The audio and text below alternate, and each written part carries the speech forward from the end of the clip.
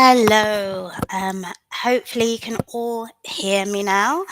If you can hear me, could you please say yes to the comments? That would be fantastic.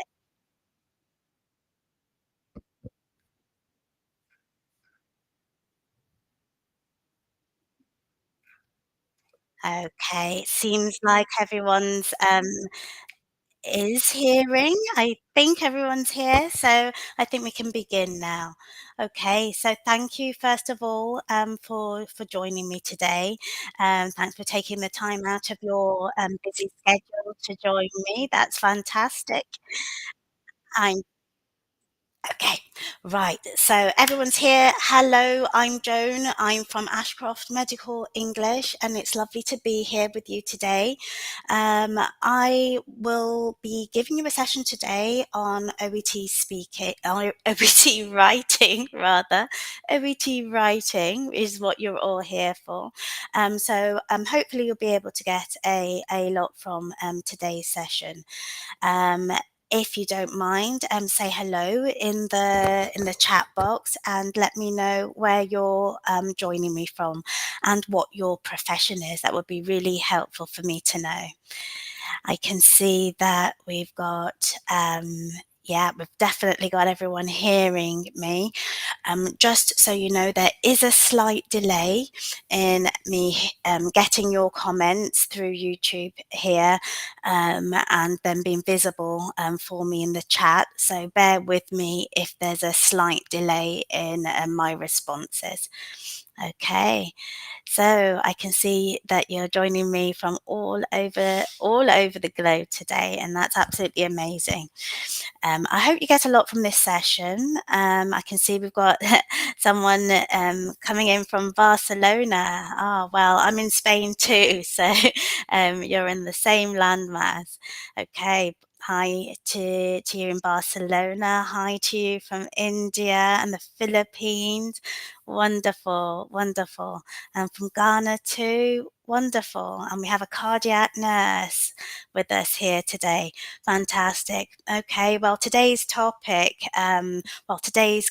notes will actually relate to cardiology. So I'm sure our cardiac nurse with us today will enjoy that. Anyway, let's get started. Thanks for all saying hi to me and hi to you in Ireland. Wonderful. Okay, so let's get started. I'm going to share the screen now and we'll get going with the content for today. So let's see. Let's try and switch screens here. If you bear with me a moment, I'm just going to let you be able to see the slideshow for today. Okay. Let me change that again. Yes, now you should be able to see it. Okay, so as I said, I'm Joan. From Ashcroft Medical English. My name's Joan Ashcroft. I'm a former UK doctor, and I'm here to help you reach your goals in terms of passing OET and reaching your career goals beyond that. I'm an OET All-Star, which means that I am a premium preparation provider, and I also provide regular free classes here on the official OET YouTube channel and through my own social media channels as well. By being a premium preparation provider, it means that you can be assured of the quality of teaching that you'll be provided if you choose to study with me. Enough said about that. Let's move on to today's session. We're going to be looking at why choosing the right content for OET writing is so important. We're going to be looking specifically at what is considered to be the right content, helping you confidently choose that content. And at the end of the session, there will be time for just a few questions and answers. So if you could put your questions in the chat box as we go through today's class, that will mean I will have a list of questions that I can refer to and hopefully give you the answers that you're looking for. All right then. So at the end of the class, after the Q&A, I will be giving you a link so that you can get access to a trial lesson. The trial lesson is a 50% discount on the standard lesson cost, but I'll give you details for that at the end. Okay, so we're going to look at why the right content is so important. So, of course, you're all here because you want to do well in OET and you're working hard at it. And of course, this is completely understandable. So, we want you to pass OET too. And unfortunately, if there are major errors in terms of the content that you choose to put into the letter, it will significantly affect your score. So, if there are major errors with the content, this will lead to low scores, and we can avoid this. We can avoid failing due to poor content. So, we'll have a look at this today. And beyond OET, of course, you'll be then working in healthcare settings, and you will need to write as part of your job, sending clinical communication, and you want to be able to do this well. So practicing now will set you up for what you're really going to have to do at work. Okay, so in understanding how to score well in OET writing, it's important to be aware of the fact that there are specific test criteria. Now, there are 6 criteria, and if you haven't already found out about these criteria, I would encourage you to go to the OET website and look at the assessment criteria for OET writing, and that way you will know exactly what the examiners want from you. Today, we're specifically going to be focusing on the content criteria. And when you have a look at the criteria sheet, it looks a little like this, okay? The criteria they're going to be looking at as they assess you are going to be purpose, content, conciseness and clarity, genre and style, organization and layout, and language. But we're just focusing here on content today. Okay, and what I'll be discussing today will be an introduction to the important ideas you need to know. Of course, afterwards, there's going to be work to do to consolidate these skills. So, going back to the scoring, it's scored from 0 to 7, 7 being the top score that you can get. So let's aim high and have a look at what's required for this. If you get the top score, then you will have written a letter that has content that is appropriate to the intended reader and addresses what is needed to continue care. Key information is included, no important details are missing, and the content from the case notes is accurately represented. Now, this is all very important if you want to get top scores. So, when you're trying to reach this goal of getting a good score for content, I would recommend going through a series of questions, asking yourself the questions that you see here. Is this the information the reader wants?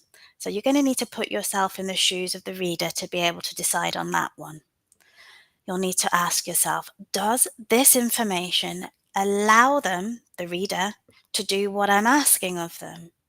So they need everything that's important for them to be able to do their job.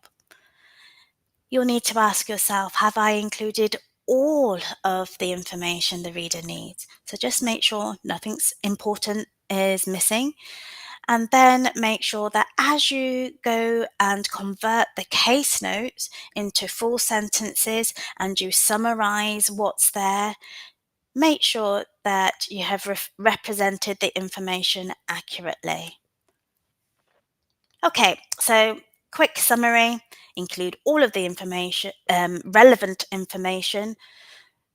Don't include anything that is irrelevant. This will distract the reader.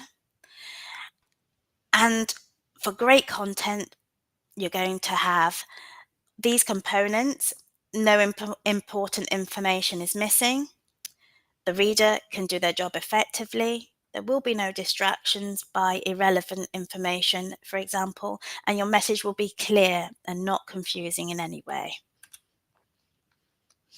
Okay, so questions for you. Okay, so I can see that that we've got a combination of nurses, doctors, midwives all here joining me today, and I'm imagining that during your working life you will have received numerous letters from other healthcare professionals. So, could you tell me, please, if you receive a letter at work from another healthcare professional, and that letter is missing information, what problems does it cause you? What is your response to that? Answers in the comments, if you don't mind, in the chat box. And then also think about irrelevant information. What's the impact of receiving a letter that contains a lot of irrelevant details? How do you feel about that?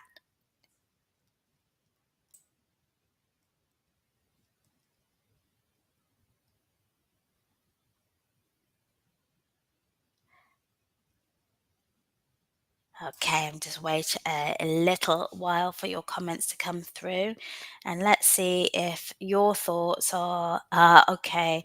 Okay, so Sonia is saying lack of knowledge. Yes, you won't have the knowledge, the information you need. Confusion. Yes, very good answer. I won't know what to do to proceed. Exactly, you get the point. It's a little bit frustrating. Yes, you will lose time, you will feel confused, you won't know what you're supposed to be doing next. It's all a little bit frustrating, all in all. And yes, a very important point, Augustina, possibilities of making mistakes. Yes, if that information you're receiving is not actually accurate, it could cause mistakes to be made. So yeah, you've got the idea. It's imperative that the information that you receive is relevant and also accurately represented.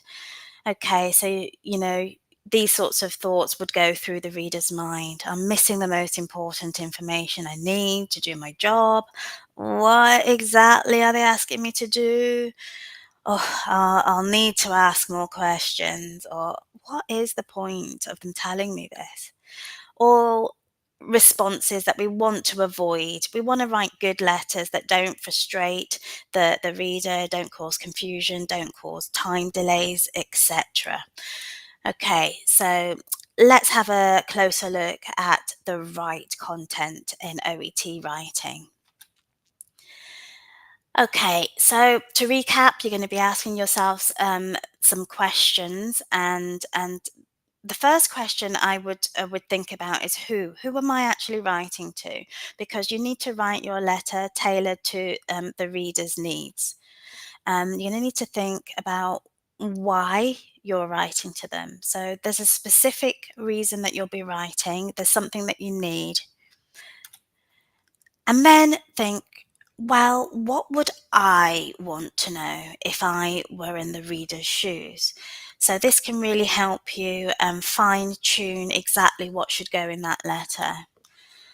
So let's go to the first point. Who am I writing to?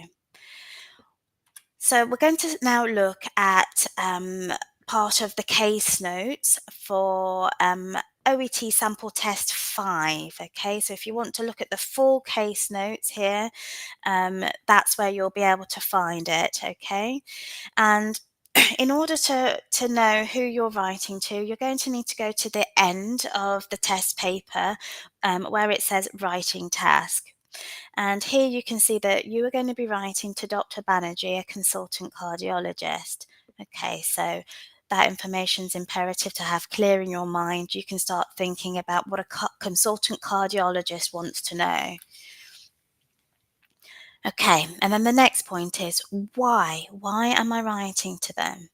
So you will find this information also in the writing task, and also in another part of the case note. So let's take it step by step.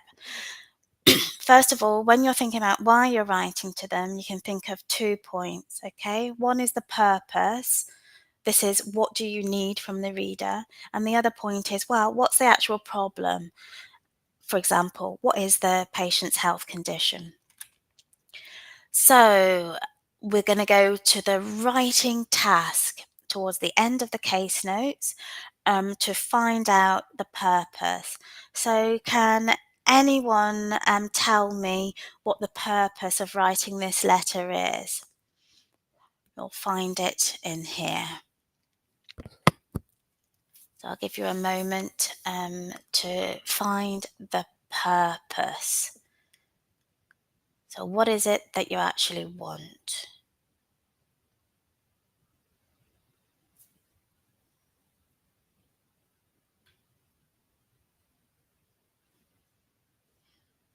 I'm sure many of you will have got this. It's a little time delay, but let's see.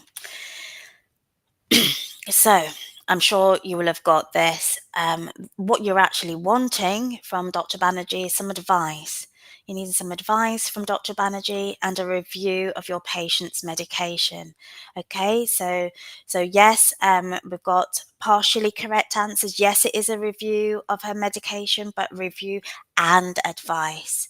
So it's important to just remember it's these two main points that we're requiring: some advice and a review.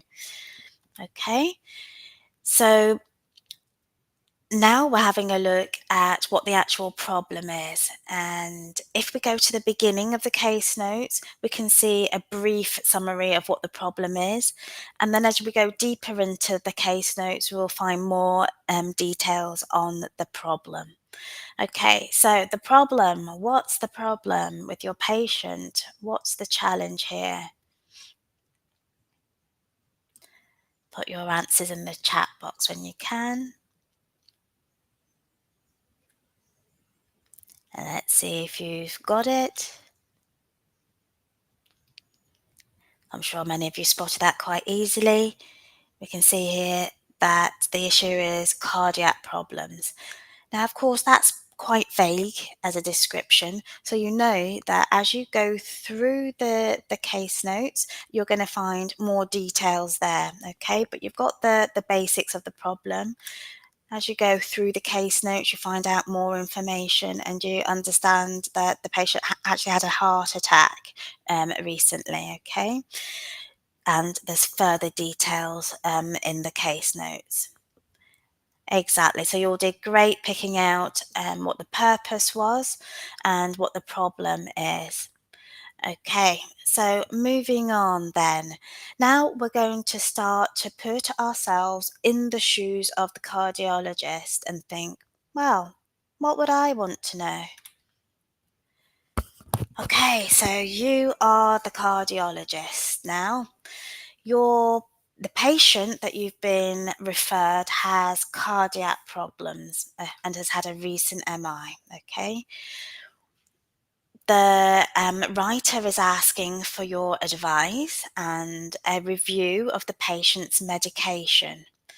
So, with that in mind, let's think, what would you want to know if you were the cardiologist? What you're going to need to do as you read through the case notes is just ask yourself a simple question. Is this relevant or is this irrelevant? Okay, that will be the first thing that you're doing as you're going through. You're going to be filtering out distracting information and really focusing in on the important details that need to go in your letter. So this is the beginning of the case notes, and what we're going to do next is focus on content for our letter in terms of the social background and the family history. Now, so try and always make sure that you do look at this section of the case notes carefully. Sometimes candidates can kind of skip over this section in a rush to get into the more medical aspects of the notes, but often there's relevant details there that you should try and include. So let's take a closer look at that. Okay, so take a moment to have a read through this section and ask yourself what is relevant, what's irrelevant. Okay, so we know she's a commercial lawyer, she's a frequent international traveler. We can see her marital status and the children that she has, and as well as their ages. We can see the home situation and details regarding that situation with childcare and the children's father. We can see her alcohol consumption and that she smoked, and we also have information on her BMI. In addition, we've got information about her father, who unfortunately died at a relatively young age here, of 53, and details about her older brother. We've got quite a lot of information here. So you might look at it and feel a little overwhelmed and wonder what's best to keep and what's best to leave out. So I'm imagining many of you would have thought, oh, wow, I think there's quite a lot here that is relevant. And if you've thought that, then I would agree. Um, if I were to be highlighting case notes on test day, I would be thinking, yes, okay, we've got a high stress job. We can see that she's divorced. If this was an amicable divorce, maybe it wouldn't be too much of a significant point in the case notes. But we can see that this actually is quite a complicated issue here. We can see there's a lot of stress revolving around it, and issues with the father's childcare. And obviously, this is important, and this is important. There's a very strong family history of cardiac disease, and there are other stressors. So here we have a bit of a challenge. We've got a lot of stuff that seems to be relevant for someone who's had a recent heart attack. And then what do we do with all of that? So what do we do? Well, the first thing is we don't try and include all of the details. We're going to need to pick out what we do want to say, but keep it as brief as possible. So let's take a look at the main body of the sample letter that accompanies these case notes. Now, I can see in the answers that I see in your comments, you've all picked out, you know, all the relevant points here, and there were a lot of them. So let's take a look at what's gone in the sample letter. So we can see that there, in this letter, rather than write all of this detail about her job, we've just kept it down to the fact that she's a lawyer. Being a lawyer is well known to be a pretty stressful job, so that is sufficient to get the point across. We can see how the information regarding her drinking and smoking has been included. And you can see obviously how this has been put into a nice full sentence here, without using kind of arrows and things like that. Okay. We've got her BMI included, obviously very important information. We've talked about her exercise, and you can see that the detail here has been omitted. It's not important. The fact that she does little exercise is enough information. And then we go into the family history and, and the stress regarding the family. So you can see how, again, the details have been reduced and they have included the information but summarized. So that's going to be an important skill for you to develop. Okay, so now moving on to medications and treatment on discharge. So In this section of the case notes, we're going to look again at whether this information is relevant or irrelevant. So, what do you think? Do you think this information is relevant to the reader or not? What would you say? If I were reading it, I would probably be thinking, yeah, this looks like relevant stuff again. We've got information on medication. Yep, the cardiologist is definitely going to want to know that. Um, we've got information about cardiac rehab, and we've got information about lifestyle. Yes, it's all relevant, isn't it? So again, we're going to have to think about, well, I want to include this, but I don't want to kind of use too many words, use more words than are required. So let's see how the sample letter uses this information.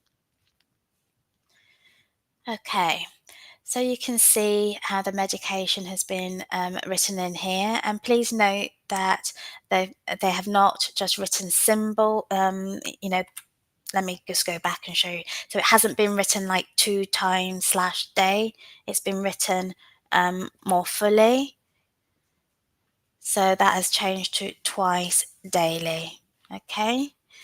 And they're given the information about the atorvastatin too, and included the information on the lifestyle changes and cardiac rehabilitation in complete sentences. Good. Okay, so as you've probably noticed, there are important things when you're trying to put your content into the letter. Not only that it be relevant, but that it's written in a complete sentence, and that you keep the meaning the same, and that you try and summarize a little bit so that you're not writing excessive amounts of detail. Okay, so what I would suggest to you as a homework task, if you would like to try it, is this. I would recommend going to sample test 5 on the OET website. Continue reading the case notes that we've just started looking at together today. Continue selecting the relevant information that you feel will be needed for this letter. Then, if you're at the stage where you feel that you are able to write your own letter, you could try writing it, okay? If you're not feeling quite at the stage where you want to write a complete letter yet, then I would just choose the content and compare your content choices with the sample letter. If you choose to do the whole letter, you do just the same. Compare your content choices with the sample letter and note the similarities and differences in the relevant information included and how you summarize that. Okay, so that's a little homework task if you would like to try it. Okay, so to set you on the right path as you try that, here are some common mistakes to avoid. Okay, so a mistake to avoid is not highlighting or underlining the relevant content in the case notes. There's a lot of information there, and without highlighting or underlining it, you're likely to end up missing something. So I would make it easy for yourself by doing this. Now, as we've discussed, don't leave out any key information, okay? Also, stay in the shoes of the reader as you're selecting the information. It must be based on the reader's needs. Okay? Remember that you must not include irrelevant information. This will just be a distraction for the reader. And as you try and convert the notes into nice sentences, you'll be trying to paraphrase what's there, but just make sure that the meaning stays the same. We must try and represent the information as accurately as possible. Okay, so hopefully that's giving you a little introduction into how you should be approaching selecting the right content. And I'm hoping that you'll feel a little bit more confident about the approach you should take when it comes to your test day. Um, so now we've got time for a few questions. So I'm just going to be having a look through the chat box now and seeing a few questions that you've left for me. Please feel free to add more, and I'll get to them as soon as I can. Okay, so Okay, so yeah, I should have made this clear. So the writing sample that we were looking at in class there was OET medicine, okay? So it was for doctors, but it doesn't matter in terms of the steps you go through for selecting the right content, whether you be a doctor or nurse or any other healthcare professional. The process is exactly the same, okay? You will need to be carefully thinking about your reader's needs and thinking, is this relevant or is this irrelevant? Okay.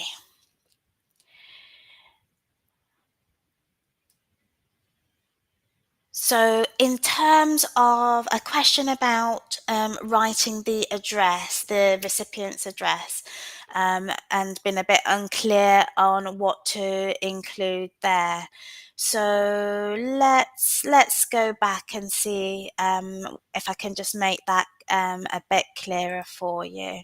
Trying to find the right page in the slides. Bear with me 1 second.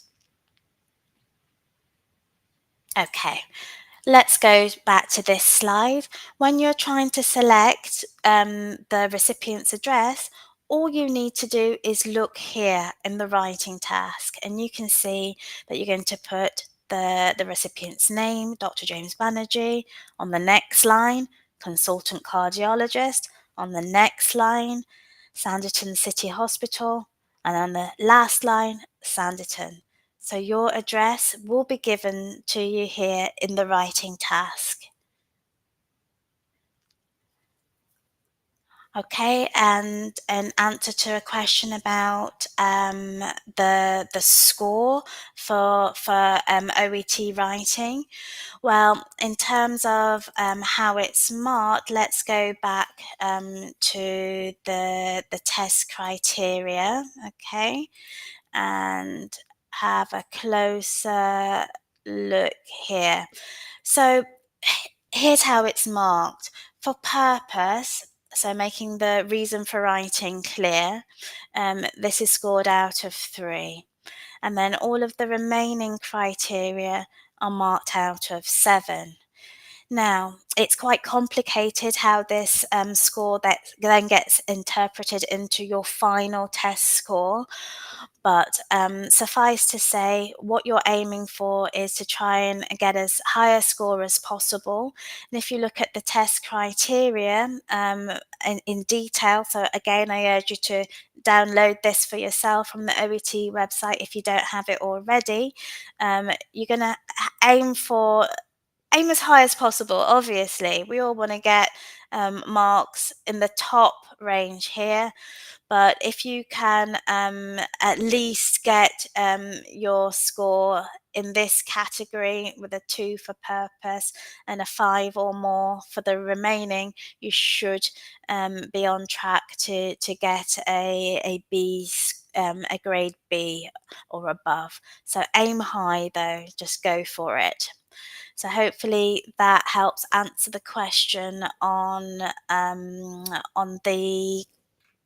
the test scores and how that's all marked. Okay. Okay, just having a look at another couple of questions here.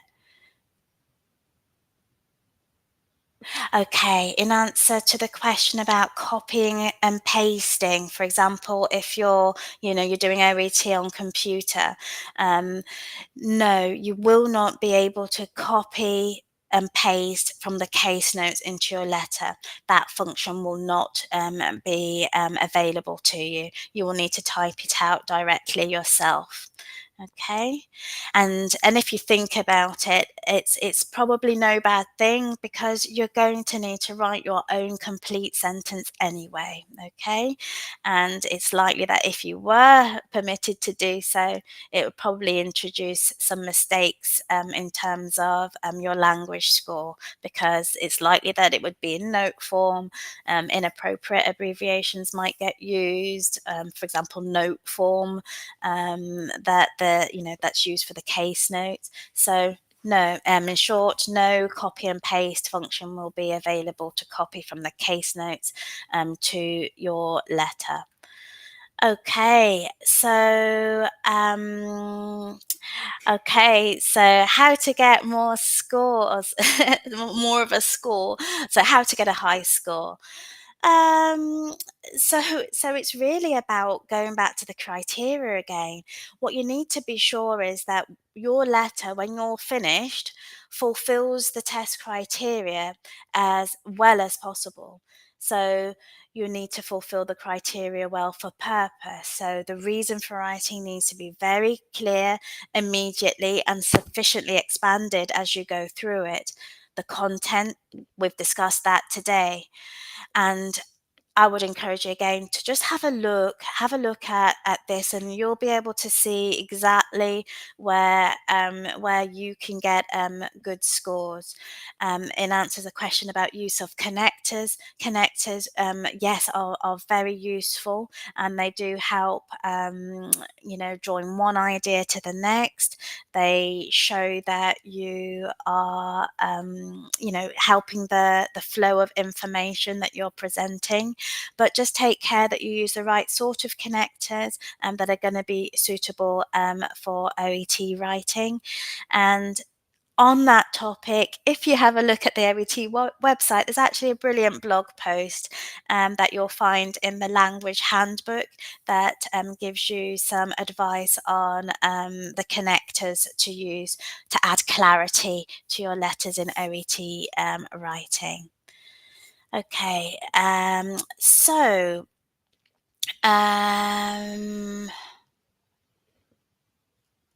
just having a look at a few other questions. Okay, so so go into the OET website. If you click on the writing section in the OET website, you will find that you'll get a link to the test criteria. Okay.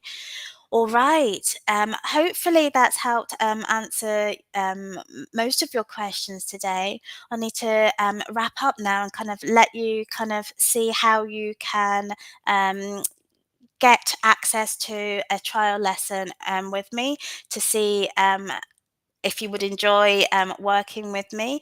And what I would also suggest is to perhaps use a trial lesson to get some feedback on your writing, for example. So if you are interested in a trial lesson, you can go to either directly to my website, ashcroftmedicalenglish.com, and you will see a link on the homepage so that you can get your trial lesson. Or alternatively, you can put in this address and that will take you directly to it. As I said, it could be a good opportunity for you to get a little bit of feedback on a letter that you've written, and I'll be happy to give you some feedback and corrections on what you're doing so that you can see if you're on the right track or not. Alternatively, if you feel you need the half-hour session to, get a little bit of feedback on your speaking, we could do that. And if you just want to discuss how things are going with OET listening or reading and kind of troubleshoot some issues you're having, that's an option too. So anyway, I hope some of you will take advantage of that offer. There is limited availability, so book soon if you're going to do that. Thank you so much for joining me today. I do hope that you have gained a lot from today's session.